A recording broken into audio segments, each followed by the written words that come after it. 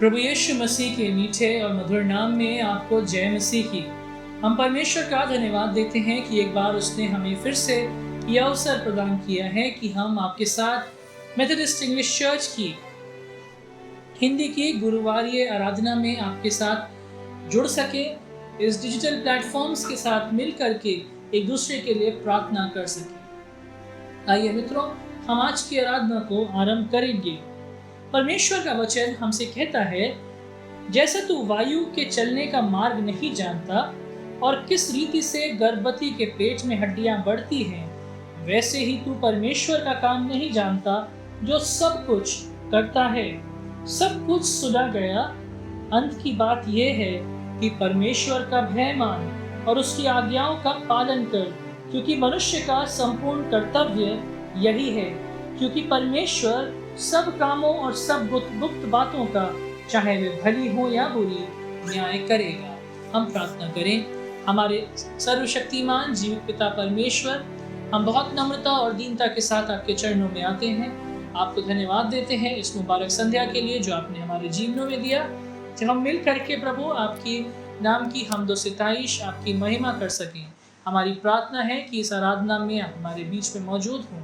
हमारे वचन के पढ़ने से, समझने से आपके नाम को बड़ी महिमा मिले। अपने आप को आपके हाथों में समर्पित करते हैं और इस पूरी आराधना को, विशेषकर रेवरेंड नितिन को आपके हाथ में देते हुए प्रार्थना उद्धारकर्ता यीशु के नाम से मांगते हैं, आमीन।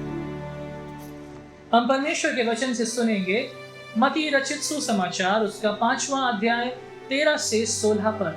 The Gospel according to Saint Matthew chapter 5 verses 13 to 16।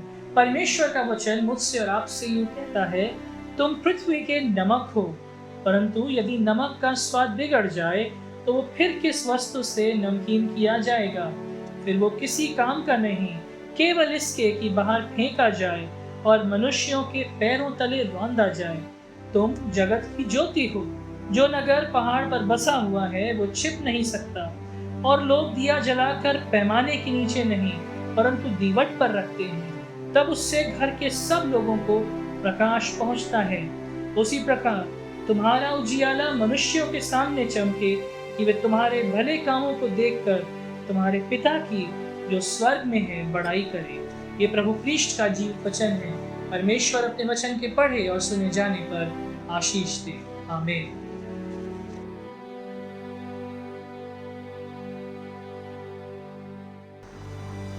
प्रभु यीशु के मधुर मुबारक नाम में आप सबों को एक बार फिर से जय मसीह। एक बार फिर से मैं आप लोगों का स्वागत करता हूं आज की इस थर्सडे प्रेयर मीटिंग में। धन्यवाद देता हूं परमेश्वर का कि परमेश्वर ने हमें ये एक बार फिर से अवसर दिया कि हम आपके सामने आज की इस थर्सडे आराधना को रख सकें। रेवरेंड अभिषेक का धन्यवाद करते हैं जिन्होंने प्रार्थना के द्वारा हमारी अगुवाई करी, वचन पढ़ने में हमारी अगुवाई करी। और आज का जो पाठ लिया गया है मत्ती रचित सुसमाचार, उसके 5वें अध्याय और 13 से 16 पद तक, जहाँ पर यीशु मनुष्य को नमक और ज्योति कह के संबोधित करते हैं। हम लोग अगस्त के महीने में प्रवेश कर चुके हैं और आज अगस्त की 6 तारीख है। और अगर हम अगस्त के महीने को देखेंगे, ये महीना बहुत एक विशेष महीना, खास तौर से हमारे इंडियन कॉन्टेक्स्ट में ये महीना हम लोगों के लिए बहुत इम्पॉर्टेंट है, क्योंकि हम सब जानते हैं कि 15 अगस्त के दिन भारतवर्ष को आज़ादी मिली थी। सन 1947 में हमारा भारत एक आज़ाद राष्ट्र बना। और अगर हम और भी दिनों को देखें, अगस्त के महीनों को, चाहे वो 1 तारीख से लेके और उसके आने वाले हर एक दिन को अगर हम देखेंगे, तो हम कुछ ना कुछ अंतर्राष्ट्रीय स्तर पे, विश्व भर में हम देखेंगे कि कहीं ना कहीं अगस्त के दिनों में कुछ ना कुछ विशेषताएं होती हैं। जैसे 2 अगस्त को हम लोगों ने फ्रेंडशिप डे सेलिब्रेट किया, उसकी एक विशेष आराधना चर्च के द्वारा करी गई और लोगों ने एक दूसरे को विश करा सोशल मीडिया के थ्रू, फेसबुक के थ्रू, व्हाट्सएप के थ्रू, और अपने इमोशंस को अपने मित्रों के प्रति जाहिर किया।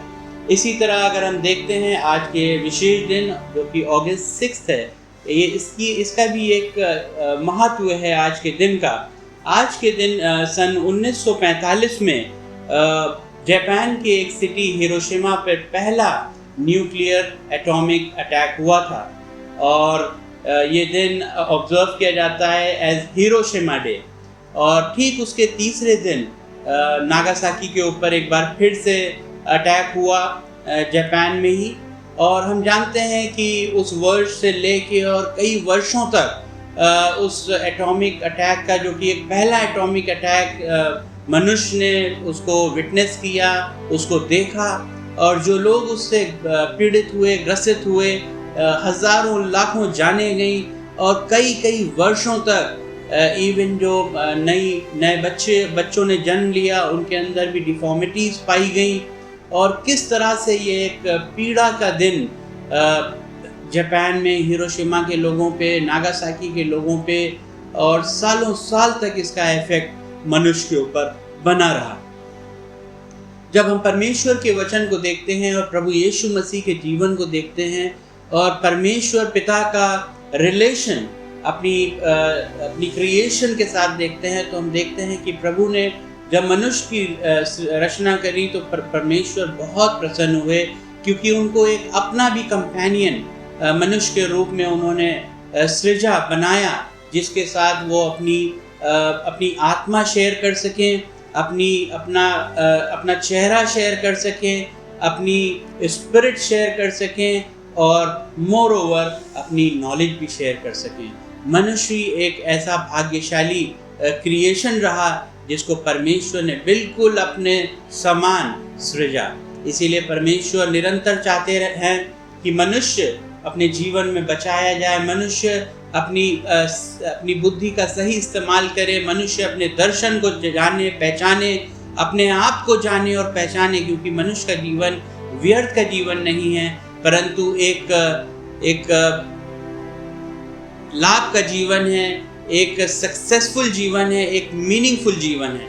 और इसीलिए प्रभु यीशु मसीह के द्वारा हम देखते हैं कि परमेश्वर ने कैसे निरंतर मनुष्य को गाइडेंस दी है उसके जीवन में आगे बढ़ने के लिए। पिछले 2 थर्सडे को हम लोग को याद होगा कि हम लोगों ने यहोशू की पुस्तक से एक सफल व्यक्ति, एक सफल जीवन के बारे में जाना, और उसके बाद इससे पहले वाले थर्सडे मीटिंग में हम लोगों ने यही मत्ती रचित सुसमाचार से पहाड़ी उपदेश के बारे में, धन्य वचनों के बारे में जाना कि परमेश्वर किस तरह हमें धन्य वचन देते हैं और चाहते हैं कि हमारे जीवन बचाए जाएं। और आज हम देखते हैं कि परमेश्वर प्रभु हमसे बात करते हैं, हमको एड्रेस करते हैं 2 विशेष चीज़ों से। पहली चीज़, प्रभु कहते हैं तुम पृथ्वी के नमक हो।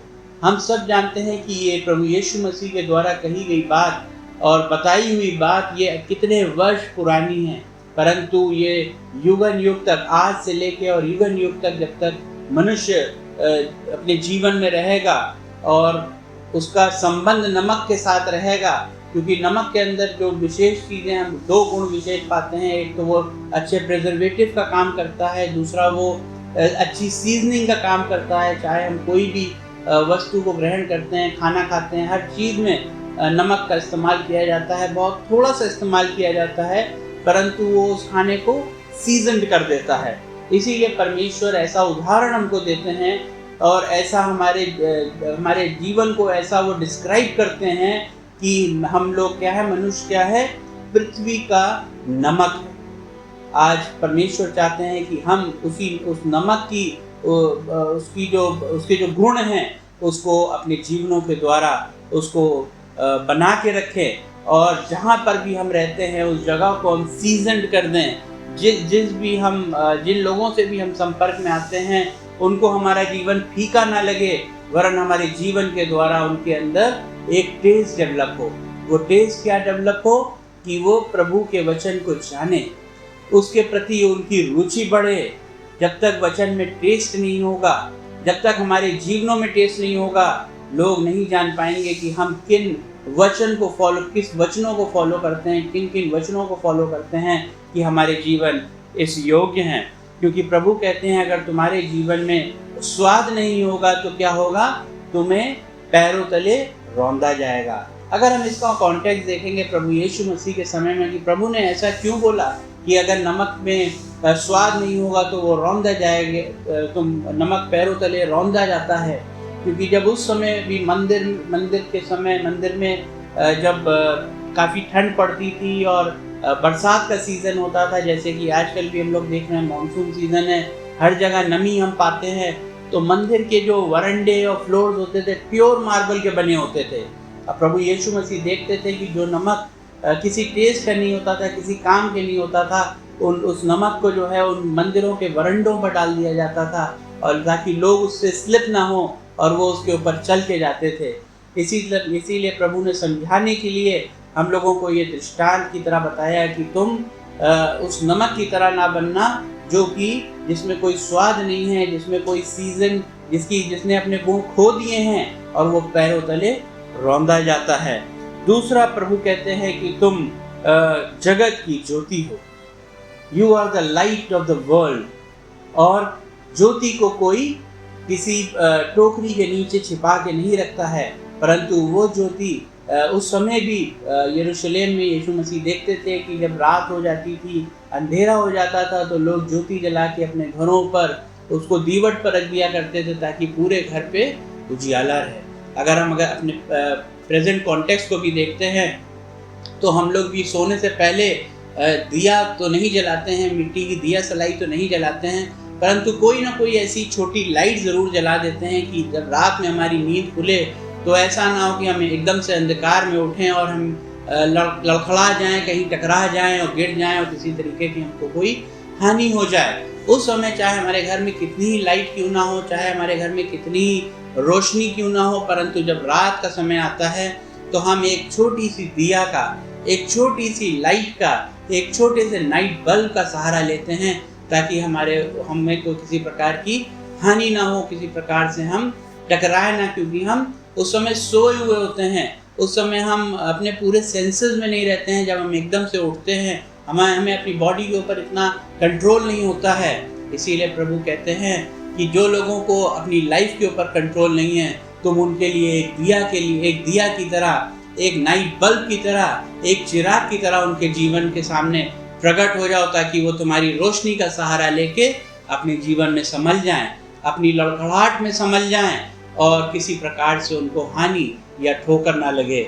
और प्रभु कहते हैं कि तुम्हारे जो इस तरीके के छोटे छोटे काम होंगे, तुम जब लोगों के जीवन में एक चुटकी बराबर नमक की तरह उनके जीवन में कार्य करोगे, तुम एक छोटे दिया के समान उनका मार्गदर्शन करोगे, तो लोग तुम्हारे पिता तुम्हारे इन कार्यों को देख के, तुम्हारे छोटे छोटे कार्यों को देख के, तुम्हारे पिता जो स्वर्ग में हैं उनकी महिमा होगी और प्रभु तुम्हारे जीवन को धन्य बनाएगा। परमेश्वर इसी तरह हमारे जीवनों को निरंतर इन छोटे छोटे कार्यों से, हम अपने बड़े कार्यों के बारे में न सोचें। हम एज इंडिविजुअल जब हम अपने आप को मसीह कहते हैं, जब हम अपने आप को विश्वासी कहते हैं, तो मेरे प्रियो हम ये जान लें कि हम उस नमक की तरह हैं जो दूसरे के जीवन में स्वाद लाते हैं। हम उस दिए की तरह हैं जो दूसरे को मार्ग दिखा सकते हैं। प्रभु यीशु के द्वारा, प्रभु यीशु के वचनों पर चलने के द्वारा, उन धन्य वचनों के द्वारा जो प्रभु ने मेरे और आपके लिए हमारे मार्गदर्शन के लिए दिए हैं, कि हमारे जीवन इतने उजियाले हो जाएं कि वो योग्य हो जाएं कि वो दूसरों को रोशनी दे सकें, वो दूसरों को अंधकार से निकाल सकें। मेरे प्रियो, हम लोग को बहुत बड़े बड़े कार्य करने की ज़रूरत नहीं है, परंतु हम लोग भले ही जितने भी हैं नंबर में भले ही कम हो, परंतु हमारे कार्य ऐसे बने रहें कि लोग उन कार्यों को देख के हमारे उस जीवित पिता की महिमा करें जो स्वर्ग में हैं। उस जीवित पिता को जाने कि वो ही सृष्टि का रचने वाला है और उसकी महिमा करें, उसको पहचाने और प्रभु यीशु के द्वारा जीवन और मार्ग उनको भी मिलने वाला हो। प्रभु एक बार फिर से हम सबों को आज इस थर्सडे सर्विस के द्वारा आशीष दे, और मैं परमेश्वर से प्रार्थना करता हूँ कि परमेश्वर हमारे जीवनों पर निरंतर अपना नियंत्रण बना के रखे, अपना मार्गदर्शन हमारे जीवनों पर रखे, ताकि हमारे जीवनों से छोटे छोटे तरीके से प्रभु की महिमा होती रहे। प्रभु का धन्यवाद हो। हम प्रार्थना करें।